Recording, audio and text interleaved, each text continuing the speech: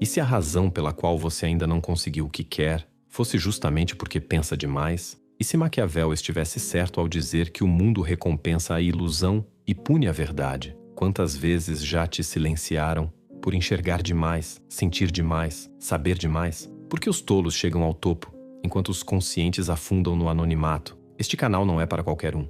Mas se essas perguntas despertaram algo em você, ative o sininho. Você é raro. E aqui, os raros se encontram. Você já viu alguém no poder e se perguntou: como essa pessoa chegou até lá? Todos nós já vimos isso. Incompetentes sob os holofotes, enquanto os verdadeiros talentos são empurrados para a sombra. Pense no imperador Nero, tocando lira enquanto Roma queimava, ou em Elizabeth Holmes, que construiu um império bilionário com promessas vazias. Isso não é coincidência, é um padrão. E os padrões escondem verdades. E se tudo isso fosse intencional? E se existisse uma lógica oculta por trás da ascensão dos menos competentes? Hoje, vamos mergulhar na mente do pensador mais incompreendido da história, Niccolò Maquiavel, e entender por que, segundo ele, a estupidez é uma vantagem disfarçada no jogo do poder. Mas isso não é só uma teoria antiga, é a psicologia que molda o mundo de hoje. Das decisões políticas às promoções nas empresas, dos gurus das redes, até o seu próprio silêncio. O que você vai descobrir aqui pode ser a chave para sair da invisibilidade e começar a jogar o jogo da influência com os olhos bem abertos. Maquiavel foi exilado do mundo político em Florença, e da sua dor nasceu O Príncipe, o livro mais brutal da ciência política. Ao contrário dos idealistas da sua época, ele não falava sobre como o poder deveria ser. Ele revelava como o poder realmente funciona. Todos veem o que você parece ser, mas poucos percebem o que você realmente é. Essa frase é a espinha dorsal do pensamento maquiavélico, porque no jogo do poder, parecer é mais importante do que ser. E é aí que vem o primeiro choque. Muitos verdadeiramente inteligentes fracassam, porque a inteligência traz dúvidas, autoconhecimento, ética. Mas no tabuleiro do poder, quem pensa demais perde a vez. Quem pondera é esmagado por quem grita certezas. E antes de continuar, um convite especial. Se você sente que pensa mais profundamente que a maioria, se sente que nasceu para enxergar além do óbvio, inscreva-se, ative o sininho, porque aqui a profundidade é uma arma e o conhecimento uma subversão. E se você já foi ignorado por pensar demais, enquanto celebravam os medíocres, deixe nos comentários: fui silenciado por saber demais. Vamos mostrar juntos que os conscientes não estão sozinhos. Características como pensamento diferenciado, considerações éticas e autoconsciência parecem virtudes, mas no jogo do poder são frequentemente vistas como fraquezas. Pense no que acontece quando uma mente genuinamente inteligente entra em uma estrutura de poder. Ela vê complexidade onde os outros veem simplicidade, reconhece limites onde outros prometem tudo, se questiona enquanto os demais fingem certeza absoluta. E nesse teatro social, quem hesita, perde. Sócrates é o exemplo mais brutal disso. Um titã do pensamento, um homem que ousou dizer: eu sei que nada sei. Resultado? Foi silenciado, condenado à morte por uma democracia que não sabia lidar com dúvidas. Enquanto isso, ao longo da história, vemos líderes populistas, com discursos inflamados e certezas absolutas, conquistando multidões. Por que os líderes mais ruidosos ganham o palco, enquanto os mais sábios são calados? E se eu te dissesse que ser muito inteligente pode, na verdade, te impedir de liderar? Um estudo de 2017 no Journal of Management revelou algo desconfortável. A inteligência melhora a eficácia da liderança, até um QI de 120. Passou disso, vira desvantagem. Pessoas excepcionalmente inteligentes têm dificuldade de se conectar com outras que não acompanham seu raciocínio complexo. Resultado? São evitadas, marginalizadas, invisíveis. Isso nos obriga a encarar uma pergunta incômoda. Que tipo de inteligência o poder realmente valoriza? Porque a inteligência bruta, aquela que pensa, duvida, pondera, não é a moeda dominante. O que vale mesmo é a performance, a projeção de certeza. Será que a confiança exagerada é o novo QI do poder? Você já notou isso? Como a voz mais alta na sala vira referência, mesmo sem dizer nada de útil? Esse é o efeito Dunning-Kruger, identificado nos anos 90 pelos psicólogos David Dunning e Justin Kruger. Ele explica por que os menos capazes são os mais confiantes e, por isso, mais seguidos. Enquanto os sábios hesitam,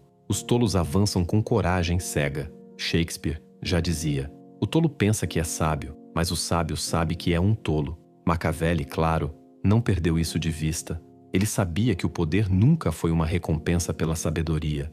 É um prêmio para quem entende a psicologia da massa. A prova está na história e no presente. Você já se viu perdendo espaço, justamente por ser mais consciente que os outros? Um estudo de 2020 publicado no Journal of Personality and Social Psychology descobriu que indivíduos que demonstravam excesso de confiança tinham maior probabilidade de serem percebidos como líderes por seus pares, independentemente de sua competência real. A aparência de certeza era mais persuasiva do que a experiência demonstrada.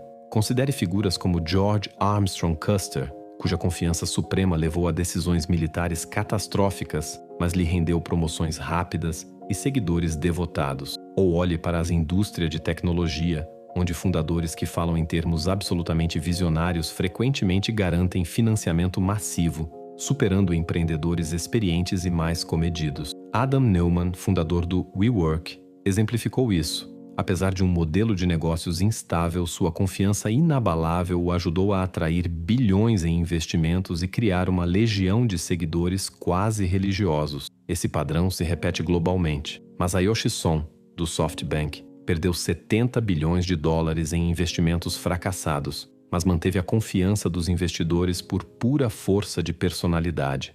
Os oligarcas da Rússia não ascenderam pela competência, mas por conexões e confiança durante a privatização pós-soviética. Já Singapura, em contraste, construiu salvaguardas institucionais projetadas especificamente para evitar que a confiança superasse a competência na seleção de liderança. Em 2012, pesquisadores de Stanford e da Universidade de Houston descobriram que o narcisismo, e não a competência, pode ser o preditor mais forte de quem emerge como líder em grupos não estruturados. O curioso, grupos liderados por narcisistas não tiveram desempenho melhor. Eles apenas pensaram que tiveram. Por que isso acontece? Nossos cérebros usam atalhos mentais. A confiança sinaliza competência. A decisão rápida sugere clareza. E esses atalhos evolutivos que serviram bem aos nossos ancestrais agora se tornam armadilhas em um mundo moderno onde a verdadeira expertise exige reconhecer a complexidade. Essa ilusão de competência explica como indivíduos medíocres chegam ao poder. Mas há algo ainda mais sombrio. Eles permanecem no poder. E como? Maquiavel, em O Príncipe, já havia alertado. O primeiro método para estimar a inteligência de um governante é observar os homens que o cercam. Líderes fracos cercam-se de subordinados ainda mais fracos. Não é por acaso, é tática. Eles não querem ser desafiados, não querem oposição, não querem ameaça. Eles criam uma cadeia de incompetência, uma pirâmide invertida onde todos são mantidos no poder não por mérito, mas por lealdade e conveniência. Você já trabalhou ou conviveu em um ambiente onde os incompetentes prosperam e os capazes se calam? Comente abaixo. Eu vi isso acontecer. Dr. Totoma Kamuro Premuzeik, psicólogo organizacional, descreve esse fenômeno como competência ameaçadora, a tendência de líderes inseguros se sentirem ameaçados por membros competentes da equipe que poderiam expô-los ou até substituí-los. Em vez de buscar talentos, eles recrutam lealdade e docilidade. É como uma seca de competência que se espalha para além do trono central. Na corte do imperador Cômodo, administradores habilidosos foram sistematicamente substituídos por bajuladores e artistas, apressando o colapso de Roma. No Brasil contemporâneo, o clientelismo político institucionaliza essa dinâmica, incompetência premiada por conexões em vez de mérito. No Zimbábue de Mugabe, uma purga de administradores competentes abriu espaço para partidários leais, e o país afundou. É um padrão global. Os cientistas organizacionais chamam isso de homofia, a tendência de se cercar de pessoas semelhantes, especialmente em estruturas de poder. O resultado? Ilhas de incompetência cercam o trono, isolando o líder de visões críticas e ideias inovadoras. Você já trabalhou em um lugar onde fazer perguntas era visto como um problema? Onde levantar dúvidas significava ser difícil? Esses são os sintomas desse efeito de rede em ação. E mesmo quando conhecemos essa dinâmica, seguimos caindo no mesmo erro. Escolhemos líderes que oferecem respostas simples para problemas complexos. Mas por quê? A resposta está na psicologia cognitiva. Nosso cérebro busca certeza em um mundo incerto. A verdadeira experiência é cheia de nuances. Especialistas de verdade reconhecem o que não sabem, ponderam, hesitam. E isso pode soar fraco para quem deseja respostas fáceis. A maioria da humanidade prefere as aparências à realidade. Maquiavel percebeu isso séculos atrás. Os homens em geral julgam mais com os olhos do que com as mãos, pois todos podem ver, mas poucos podem tocar. E em tempos de crise, essa fraqueza se intensifica. Raramente seguimos o líder que diz: "Isso é complexo, sem soluções fáceis." Preferimos aquele que grita com confiança: "Só eu posso resolver isso." O que isso diz sobre nossa natureza? Será que no fundo estamos condenados a escolher líderes errados por pura necessidade de segurança? Todos nós já vimos isso acontecer. Pessoas que parecem completamente despreparadas alcançando cargos altos, enquanto mentes brilhantes permanecem nas sombras. Mas, e se isso não for um erro do sistema? E se for o próprio sistema? Você já se sentiu ofuscado por alguém visivelmente menos preparado?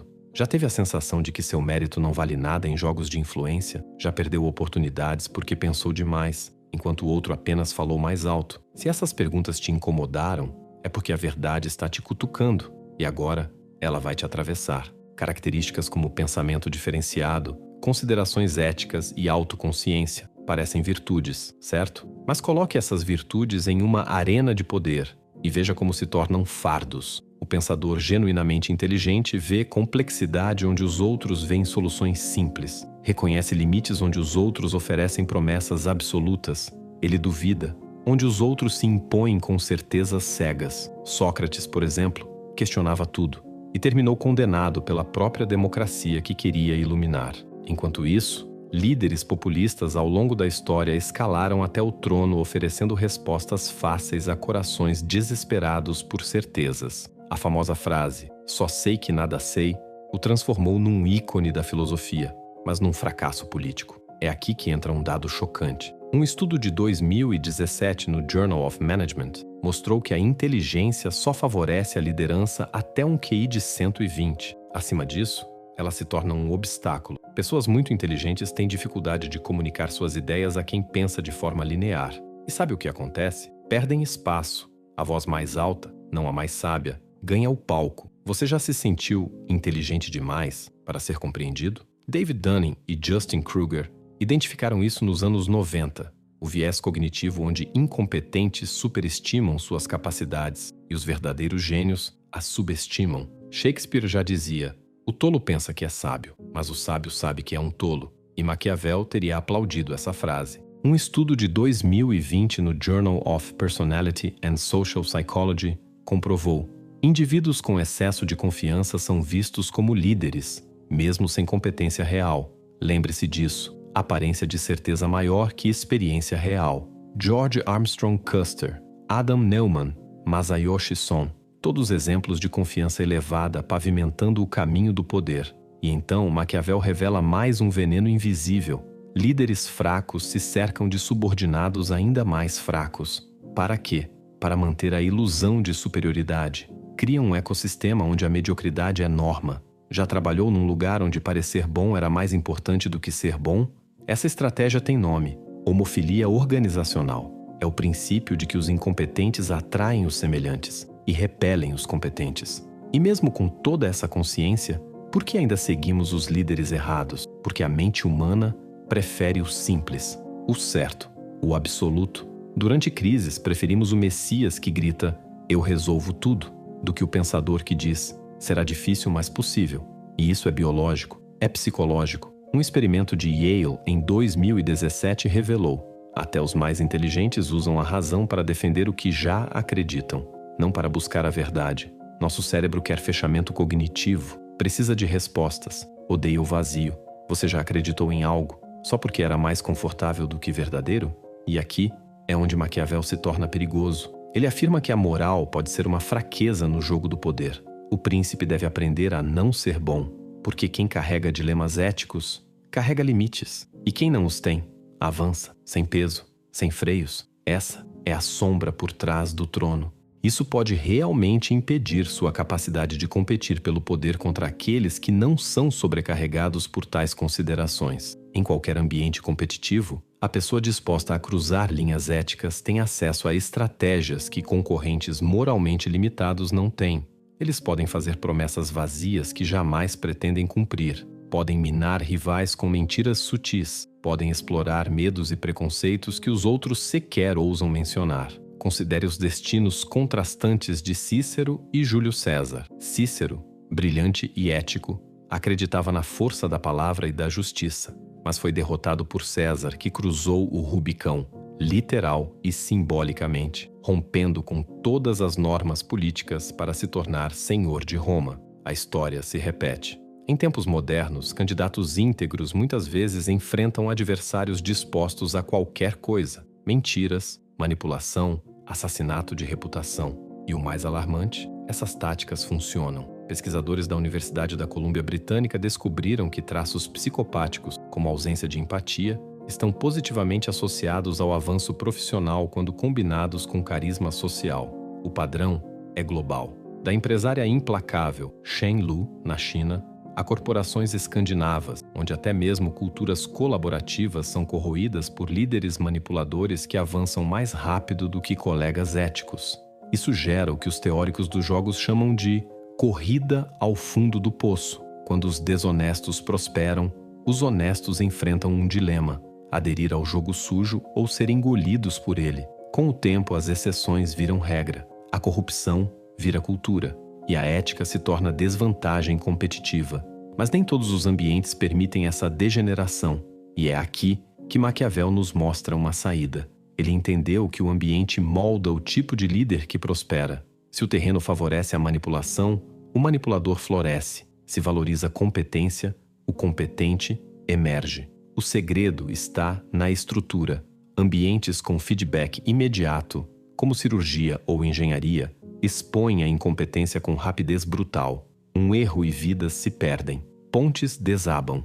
O fracasso é visível, imediato e inevitável. Isso força a seleção de excelência real.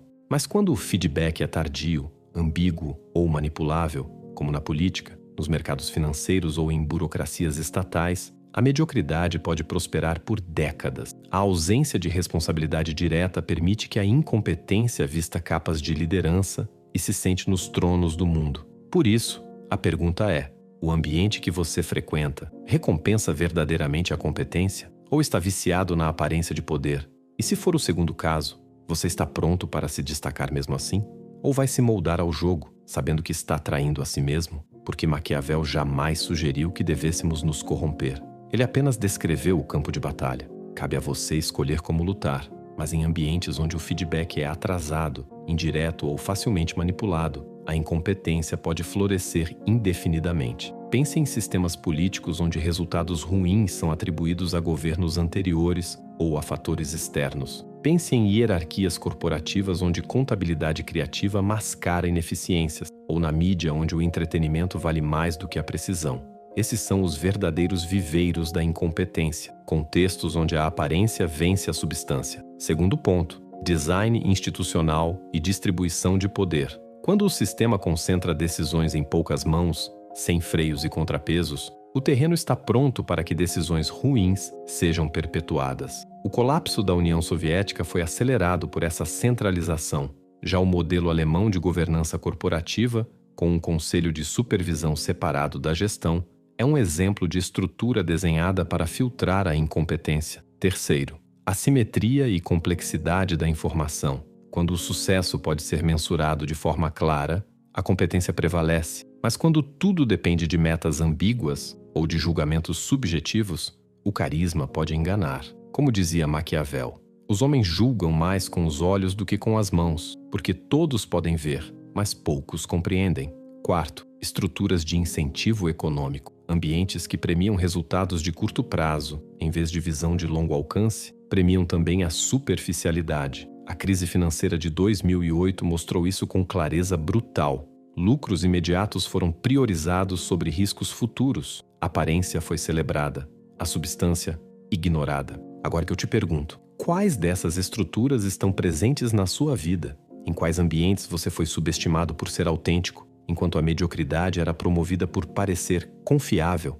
Entender essas engrenagens invisíveis te dá poder. Poder para não internalizar sua desvalorização. Poder para agir com clareza em meio à distorção, porque mesmo sistemas bem desenhados não estão imunes à ascensão de líderes incompetentes. Eles sobem não por acaso, mas por técnica. Técnicas que Maquiavel teria reconhecido num piscar de olhos. A primeira, tribalismo e política de identidade. Cria-se um nós contra eles. Críticas legítimas viram ataques ao grupo, e quem critica o líder vira traidor. Isso desvia a atenção da incompetência e solidifica o poder. A segunda, investimento emocional. Os psicólogos chamam isso de fusão identitária. O líder se confunde com a identidade do grupo. Criticá-lo é como atacar quem você é. Isso não é carisma, isso é manipulação afetiva. E talvez a pergunta mais urgente seja: em quais momentos você confundiu paixão com liderança? Em quais momentos você se sentiu seguro por alguém, só porque ele falava com certeza? É aqui que a ilusão ganha força. E é aqui que sua consciência precisa ser mais forte do que seu desejo por certezas fáceis. Os psicólogos chamam isso de fusão de identidade. Quando um líder conecta sua identidade pessoal com a identidade de grupo dos seus seguidores, qualquer crítica a ele se torna uma ameaça existencial para o grupo inteiro. O resultado?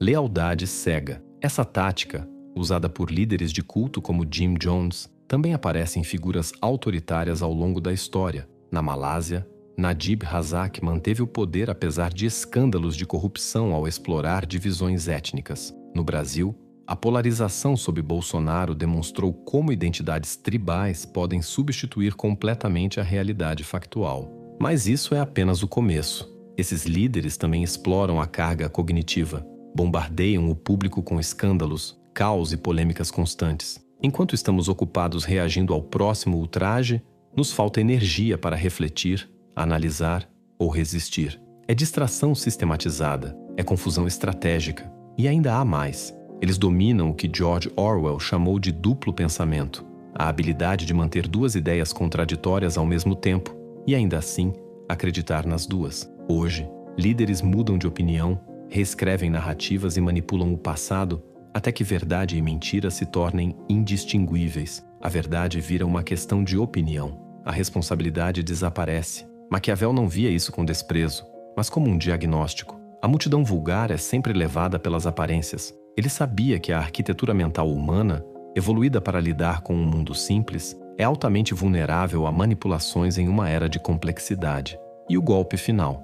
Eles exploram a precariedade econômica. Quando as pessoas estão lutando para sobreviver ou ansiosas com o futuro, elas se agarram desesperadamente àqueles que prometem soluções fáceis para problemas estruturais. Em regiões pós-industriais do mundo, essa ansiedade abriu espaço para líderes populistas e incompetentes que oferecem bodes expiatórios em vez de honestidade. Pare por um instante e reflita. Quantas vezes você já se pegou mais interessado em uma nova indignação do que em pensar profundamente sobre questões reais? Isso não é por acaso, é um padrão.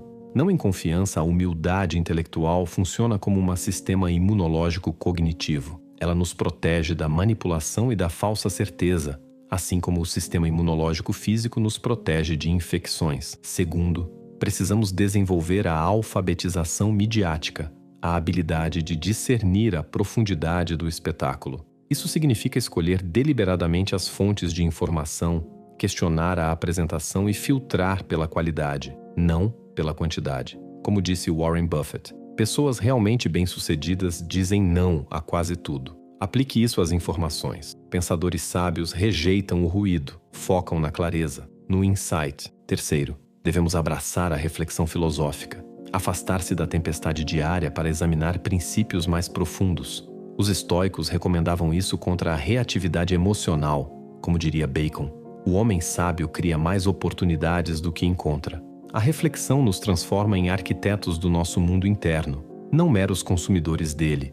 No plano coletivo, o design institucional é vital. Sistemas podem ser moldados para reduzir preconceitos, enganos e incompetência. 3 pilares emergem. Primeiro, responsabilização. Estruturas que forneçam feedback honesto, independente do carisma do líder. Compare uma empresa com conselho independente a uma onde o conselho só ratifica decisões. O caso, Boeing 737. Max mostrou que ignorar alertas técnicos em nome do lucro gera tragédias. Segunda, diversidade cognitiva. A inclusão de múltiplas perspectivas não é apenas ética, é eficaz. Grupos diversos desafiam suposições e revelam pontos cegos ignorados por grupos homogêneos. Terceira transparência: impedir que a complexidade vire um escudo. Leis claras e divulgações públicas tornam mais difícil se esconder atrás do jargão. Esses pilares se unem através da educação. Não basta ensinar técnicas, precisamos cultivar sabedoria. Atenas criou a academia. Florença formou os humanistas. Grandes civilizações não só instruem, elas iluminam. Então reflita. Em sua comunidade, quais dessas proteções estão presentes? Quais faltam? E se redesenharmos nossos sistemas em torno de competência, humildade e verdade, que tipo de futuro seria possível? Ao chegarmos ao fim desta jornada, retornamos ao homem que inspirou tudo isso, Maquiavel. Por séculos, ele foi mal compreendido. Não defendia os jogos sujos do poder. Ele os expunha. Compreender como o poder funciona de verdade, não como gostaríamos que fosse, é o primeiro passo para redesenhar o mundo. Não são os títulos que honram os homens, mas os homens que honram os títulos. Essa frase é um lembrete. A autoridade não merece respeito automático. O poder precisa ser conquistado com dignidade. A interseção entre filosofia maquiaveliana e psicologia moderna revela verdades desconfortáveis. Mas são essas verdades que nos libertam. Não é fingindo que elas não existem que vamos evoluir. É entendendo-as profundamente para que possamos transcendê-las. E por fim, embora a estupidez às vezes vença, a inteligência aliada à coragem moral segue sendo nossa melhor esperança. Agora me diga, você já viu esses padrões se manifestarem na sua realidade? Compartilhe nos comentários. Se você chegou até aqui, saiba, você não é qualquer um.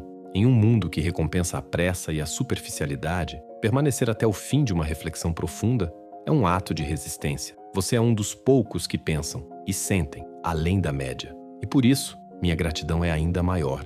Mas agora eu te convido a transformar esse conhecimento em conexão. Deixe nos comentários. A verdadeira liderança exige consciência. Essa frase será a nossa senha secreta, para mostrar que aqui se encontra uma comunidade de pensadores que não se contenta com as aparências. E se este vídeo te tocou, compartilhe com alguém que também carrega a sensação de ser capaz, mas invisível. É assim que a luz se espalha. E se este vídeo ainda pulsa aí dentro, o próximo mergulho já está na tela. Clique, se você tiver coragem de continuar sentindo. Nos vemos lá, em silêncio, em 5 segundos. À esquerda, um mergulho na sombra do narcisismo e do poder, onde líderes manipuladores dominam mentes. À direita, você vai descobrir por que desaparecer pode ser a melhor forma de conquistar respeito, segundo Nietzsche. Clique, escolha seu caminho e continue essa jornada de despertar, porque aqui, lucidez é uma forma de poder. Até a próxima.